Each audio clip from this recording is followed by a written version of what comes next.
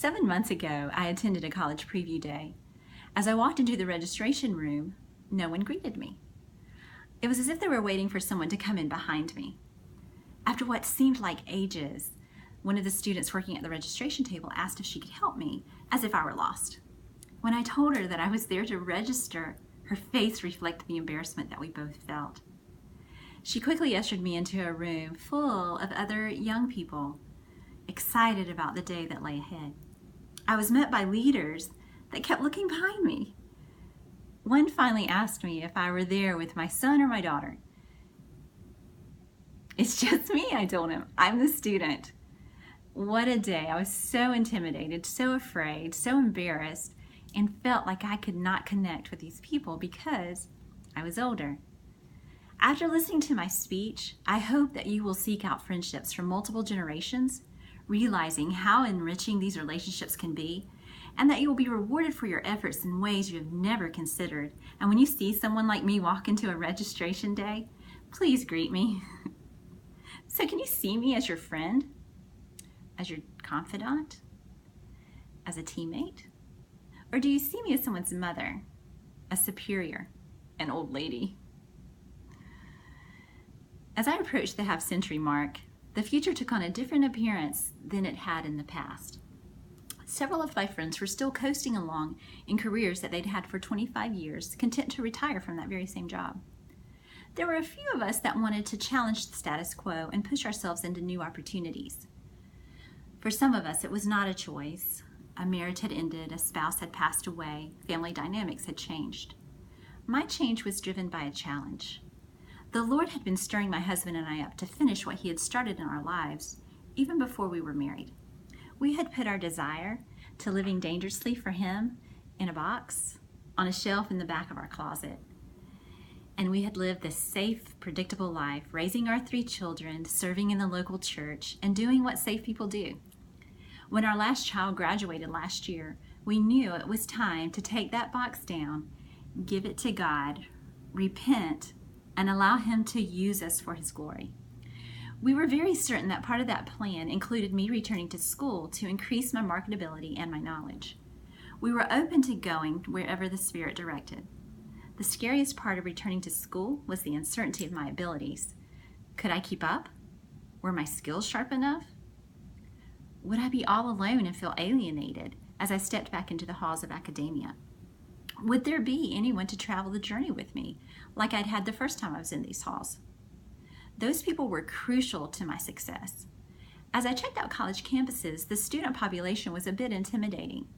The majority of students on college campuses today are millennials, under 30. They are an intimidating bunch to this proud member of Gen X. You are the largest generation in Western history, and in 2015, you became the largest share of the American workforce, according to Pew Research data, which means that you dominate everything, and you will for years to come, just as the baby boomers did for the last 30 years. So what that means for you and for me is that any career path that I choose, we're going to have plenty of opportunities to get to know one another. Are you willing to engage me and encourage me on my journey? What does your friend group look like? Is there anyone that looks like me that you reach out to have lunch with, or go to coffee with, or catch a movie with? Do you have a close friend that has already lived through what you are experiencing? In the Gospel of Luke, we are invited into the wonderful exchange in a multi-generational relationship. Mary, the mother of Jesus, and Elizabeth, the mother of John the Baptist, are a beautiful example of the type of relationship I'm suggesting. Mary received news that no one else had ever heard. She did not run to her peers, but to her older cousin, beyond childbearing age, Elizabeth, who was pregnant in just as a miraculous way, well, maybe not quite just as miraculous, but a miraculous way as well. How limited would Mary's view have been if she had ran to her friend and kept the secret to herself? Not only does limiting your age group to your peers to your age group impact you personally, but also on a societal level. In the best-selling book, Being Mortal, the author, Atul Gawande, a surgeon and public health researcher, notes the lack of interest in adult primary care and geriatrics shown by medical students in America. 97% of med students take no courses in geriatrics. As the population ages, are their healthcare needs going to be met, or will other less humane arrangements be made? Perhaps if more millennials interacted with older people, they would move the healthcare industry to have a broader scope for their potential patients. Another area to consider what your peer group is made up of is to consider the area of ministry. God spoke in multiple ways about multi-generational relationships from Genesis to Revelations. I recently read an article entitled "Her Dying Discipled Me." The article said that young ministers do not envision ministry to the elderly. Most of their energy is spent trying to attract the young, those like themselves. So what does this mean for the lost generation, my age group, or the lost in the generation before me? Are they going to be forgotten, or will they be welcomed into a body of believers that are multi-generational? Do we need relationships with multiple age groups? Margaret Mead, a cultural anthropologist, made this quote: "Connections between generations are essential for the mental health and stability of a nation. The benefits are for every age. Before the 21st century, Americans lived amongst their family or in close-knit communities where the young and old connected in a normative way. The older generation taught the younger how to be contributing citizens of the community, and the younger generation gave value to the older. This still remains in some cultures, and I'd love to see it to become a norm in our society once more. Have you considered having a relationship with someone older? Have you looked at your peer group and made a conscious effort to make multiple age groups and multiple ethnicities counted among your peers? Perhaps you take in your older neighbor's trash can each week. Have you considered actually engaging him in conversation and building a relationship with him? Or the lady who hands you a bulletin each Sunday at church, you know she's a widow. Invite her to lunch one Sunday. Begin a relationship with her.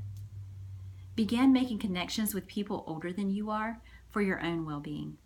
Paul wrote to Titus and encouraged older women to teach the younger generation. Psalm 145:4 says, "One generation shall commend your works to another and shall declare God's mighty acts." Proverbs 13:20 says, "Whoever walks with the wise becomes wise." I challenge you, let's do this for one another. Let me speak into your life, and let's talk about God's mighty acts together. I want to commend you that you need me as much as I need you. I'm sure that when Solomon, the wisest man that ever lived, began to write about pursuing wisdom, he wrote from personal experiences about what not to do. When I was a young college student, my roommate borrowed my clothes without asking. She'd come in late at night. She was very disruptive for a few months there. My peers, my friends, told me to fight back, stand up for myself, do something mean to her. But my older coworker suggested that I ask my roommate what was going on, why the change, what had happened, instead of worrying about me. When I was a young married college student, my peers had no idea how to help me do my homework, my housework, and take care of my husband. But my neighbor, a retired widow woman, shared with me about being a godly woman, a godly wife, a godly homemaker, and making my husband a priority in our lives. Experience breeds wisdom, and sometimes that takes celebrating more birthdays than your peers. So what are you afraid of? Please do not put up your guard when you see me and think that I'm going to mother you. That first day when I walked into that first class, I was just as insecure as you were. I wanted to be liked as badly as you did. I wanted someone to come and sit by me and make me feel like I was wanted there. In our textbook, when we studied why we form relationships, there was a caveat mentioned where attraction is concerned. There is strong evidence to suggest that when we are willing to communicate in a friendly and open way with a wide range of people, our differences are not usually as great as we thought. My hope for you is that you will test this out. The fact that by 2020, 19% of college classrooms will be occupied by students over the age of 35, we're going to be in your space, and we're going to have lots of opportunities to build multi-generational relationships. So what do you gain in this relationship? I would like to challenge you and encourage you that you get a friend. I was invited to co-lead a small group of 20-somethings this past year. I didn't think we'd have anything in common, but we do share life together. We have more in common than I thought. This week, we're all praying over final papers and upcoming tests. I enjoy getting to pray with them about their relationships with their parents or with their boyfriend, girlfriend, what their career goals are. And I just enjoy engaging them in life. Another thing you would get is experience. With experience comes knowledge. Through multi-generational relationships, you will have the benefit of all that person has lived through, and they will have yours. Who else can I turn to help me with my Snapchat filters? You will get confidence. When I was younger, I spent way too much time worried about the what-ifs. I was afraid of everything. I did what was expected of me. It took me a long while to get to a place where I really turned my whole life over to the Lord. This is one of my favorite quotes, and I could not find who it originated with, but it is, "The only regret I have in my life is when I have been insufficiently daring." I can help you be sufficiently daring. We can talk about your fears. I can encourage you to take chances that you might not take without knowing someone who'd already fleshed those things out. You also get a gift. I have several people in my life that are way ahead of me on the journey. These people have shared their wisdom with me on everything from getting a baby to sleep through the night to never stopping praying for my prodigal. Their advice has been tested by time. They have taught me so much about life and love and loss and joy and peace. That is a gift. So I encourage you, look around. Who has God put in your surroundings that at first glance you thought it was just another old person? But now, maybe you should consider them to be your next new best friend.